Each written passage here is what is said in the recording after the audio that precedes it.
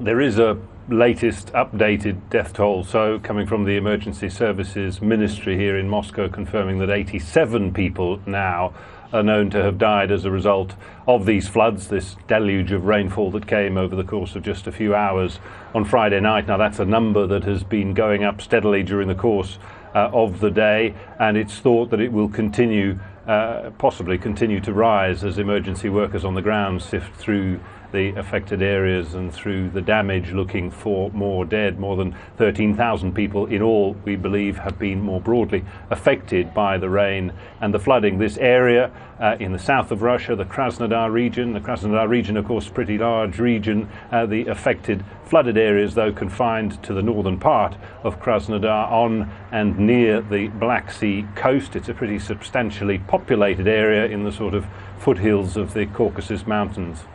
Always very difficult for authorities to try and spring into action when these disasters happen, as was mentioned, totally unaware. But how effective have they been in trying to get help there as soon as possible? We understand things are ticking along pretty quickly there in the daylight hours. As I say, this all taking place during the course of the night when it was least expected. Many people would have been asleep at the time. President Vladimir Putin is said to be being kept in very close touch by his ministers, the transport minister, the health minister, and of course the emergency services minister.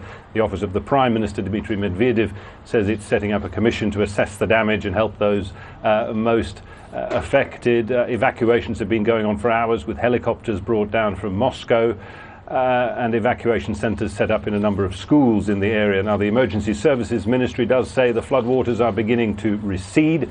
There are warnings of further heavy rainfall to come, and as far as we know at this point, exports of grain and crude oil from the port of Novorossiysk, which is Russia's biggest port on the Black Sea, remain suspended for the time being.